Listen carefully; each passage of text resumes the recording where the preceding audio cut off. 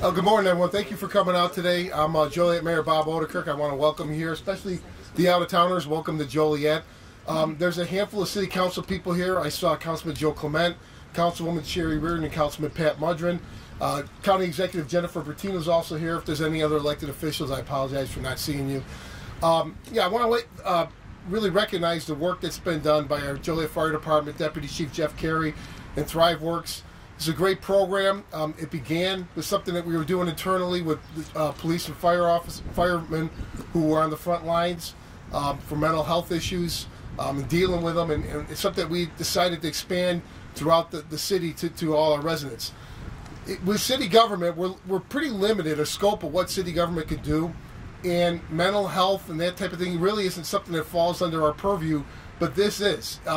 With what our fire department do, with what our first responders do, this is something that we can do to help the growing crisis that's going on throughout our society. So, again, I really want to thank the forward thinking of Thriveworks and Deputy Chief Jeff Carey, and thank all you for coming out here today. It's a great program. I'm glad to see the support that it has. With that, I would turn this over to Jeff, and he can explain a little bit more about it. But again, thank you, good morning, and welcome to Joliet, everyone.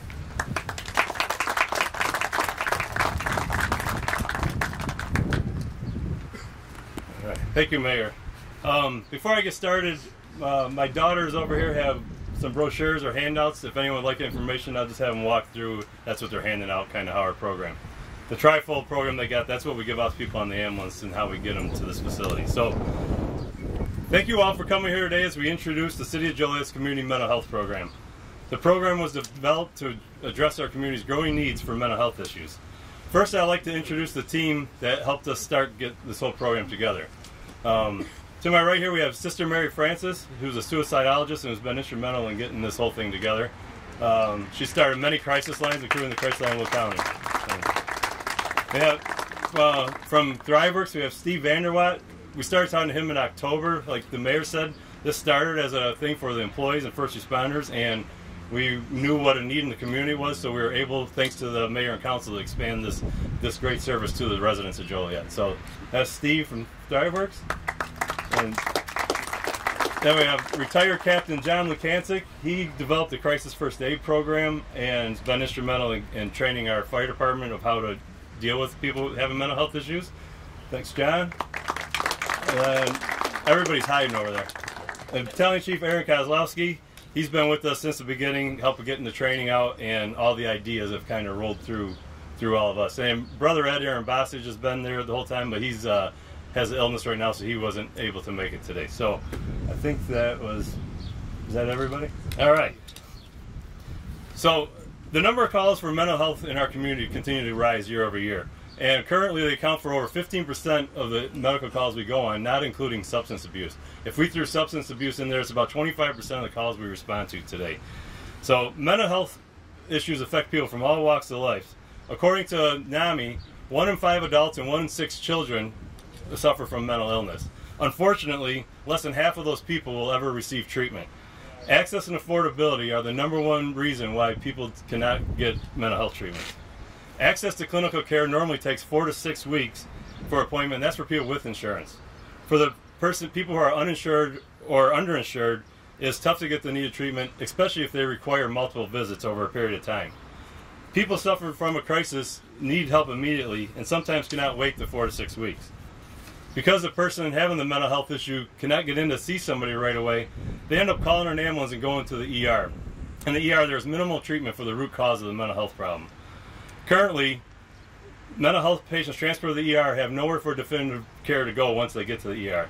Because they cannot be treated by a mental health professional, they end up in a cycle of calling the ambulance, we take them to the ER, and they're back on the street over and over and over again without ever getting any mental health care. Mental health and substance abuse are the most significant drivers of disability costs worldwide. NAMI estimates it costs the U.S. up to $300 billion a year in untreated mental health.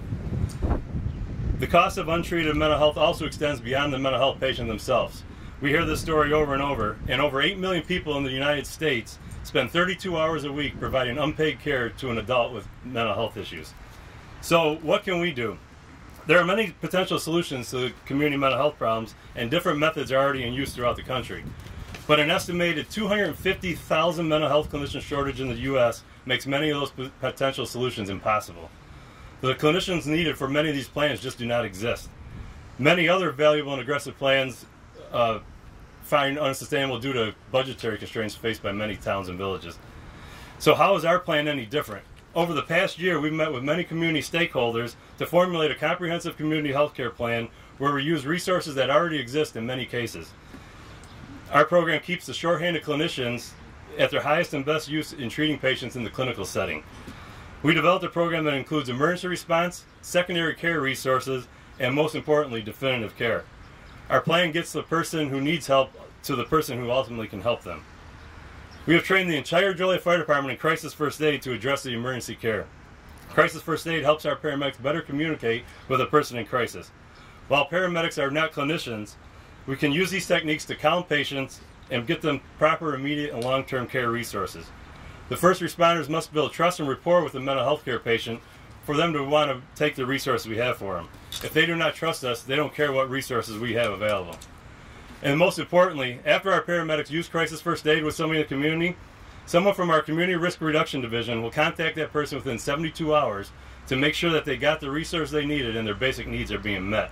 So that follow-up with them is key to our program. To provide immediate definitive mental health care and bring these much-needed clinicians to Joliet, the City of Joliet has partnered with Thriveworks to provide its employees and residents with free mental health care.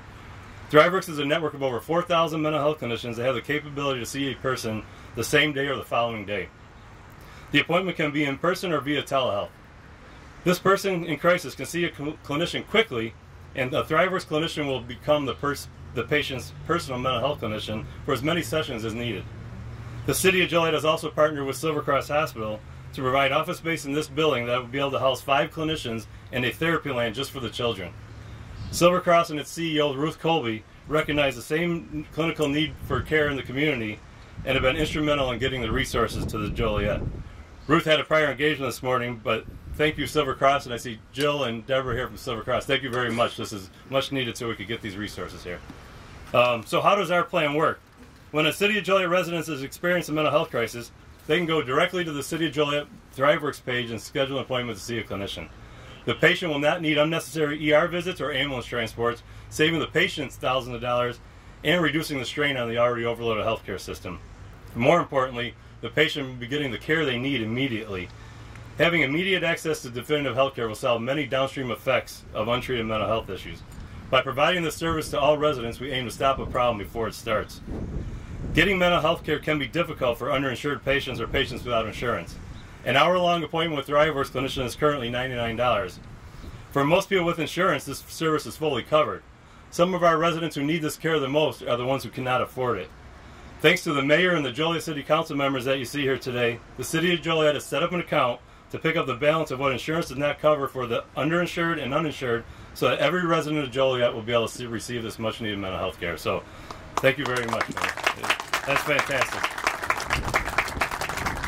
The actions taken by the Mayor and City Council ensure that all Joliet residents will have access to mental health care despite their insurance coverage or financial circumstances. So, the last part was that as we were doing this, we started realizing how young some of these issues start. So then how can we reach the kids? As we developed this plan, we learned that 50% of people with lifetime mental health illness develop that by age 14. So last year we started working with the schools. And last school year was a bad year in the Joliet area high schools. Within a 15-mile radius from where we are standing today, 12 area kids committed suicide in high school last school year. And we don't want to see that anymore. So we started working with the high school districts to exist their programs with our program, to supplement the program, sorry. We wanted to make this program available to their students and families by meeting with them at the beginning of the school year and let them know what resources are available. Ideally, the students will be able to access these resources just by scanning the QR code that we can place around the school so they can do so privately with nobody knowing, and they'll be able to get the help that they need. Getting the kids the mental health services they need at an early age will help them cope with mental health issues throughout their life and help them forever as they get older. And we just learned, and I seen her show up, Superintendent Carla Guzman from Joliet Township. We had just learned, after we worked with her, Christine Schlisman and Brett Markham, that Joliet Township High School is also going to try to set up the same account like City of Joliet so that we get all the kids in their high school the same free mental health care because not all their kids are Joliet residents. So thank you, Carla. That was fantastic. Untreated mental health costs the community more than just money. It costs people their quality of lives and sometimes their lives. Providing mental health care for all of our residents now will save lives and money in the future. If anyone would like more information about our program, you can see one of our office staff right afterwards. We'll be over by the refreshment table. And more importantly, if anybody here now needs help or knows somebody that needs help, you can see any one of our paramedics in the crowd here today who are trained in crisis first aid, and we can get you the resources you need today. So thank you all for coming, and we look forward to working with you to solve the community's mental health crisis, and we want to build a more resilient community. So thank you.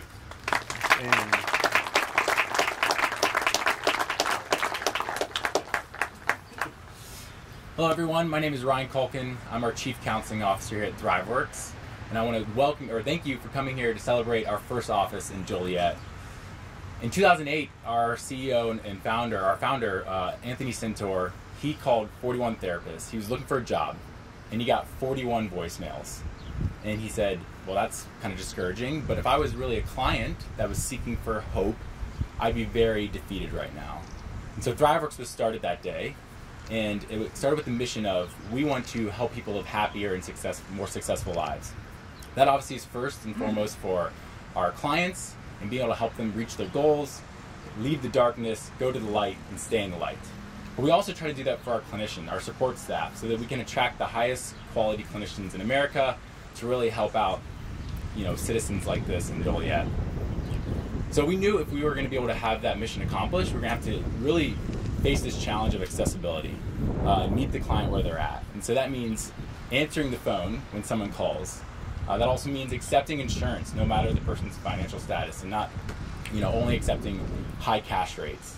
It also meant that we were going to be able to have a hybrid model, so offer both in-person and telehealth counseling, because we know that one might not work for someone. We also try to really focus on staffing our offices appropriately, so we can get people in that week instead of waiting the national average right now of 63 days. And so because we were able to make our mission an everyday goal, we're now able to have partnerships like this and be able to really partner with communities and offer people counseling no matter their financial status, and be able to really put a focus on mental health, which is so important. I just want to personally thank the Joliet community. This is amazing. I hope that all the cities and the counties of America follow your lead of really focusing on mental health and just the goals that you can accomplish there. I also want to thank Silver Cross Hospital for just the amazing facility. You definitely want to go check it out. It's unbelievable right now. Everyone, thank you so much for coming here today to start this amazing partnership, and Thriveworks really looks forward to being part of the Joliet community.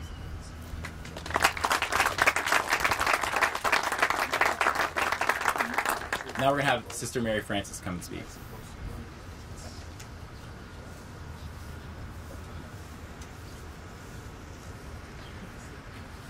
Good morning, everyone. Every once in a while, there's a program, a service that shows a lot of promise. Many of them exceed the expectations, and many of them exceed expectations, but I expect this program to be the most wonderful, effective program that I have ever known, the program of its kind. While it will only serve the residents of Joliet at this time, I do expect it to expand, because I see this program as a seed that'll flourish in other communities across the state and maybe across the United States. I've traveled widely throughout the world. I have never seen a program like this. As was mentioned, I'm a suicidologist, and I have worked with hotlines across the world.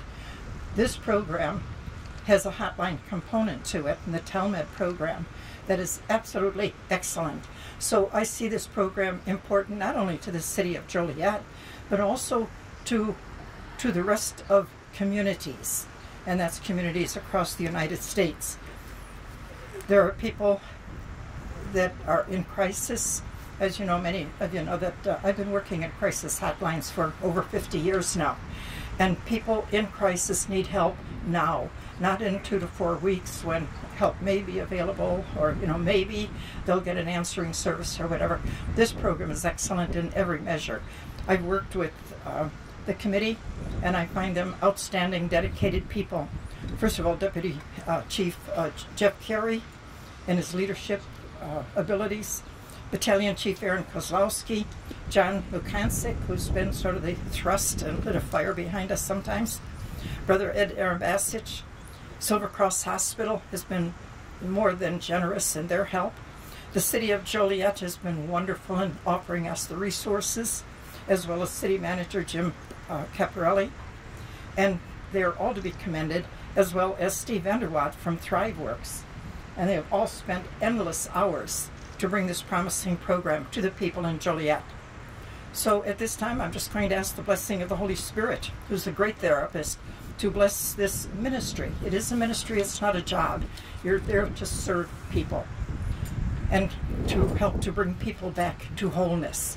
So thank you for coming this morning. You're a wonderful group, and all the firemen who are here, I commend you for the work that you do. As I said, I travel the world, and I've never found anything like this. In fact, yesterday I got an email from an associate in Australia who's interested in our program. So this might be part of it that I would introduce them to. I'm not developing business for Thriveworks, but if it works, that's okay, because our intent really is to help people, no other motivation. Thank you very much. God bless.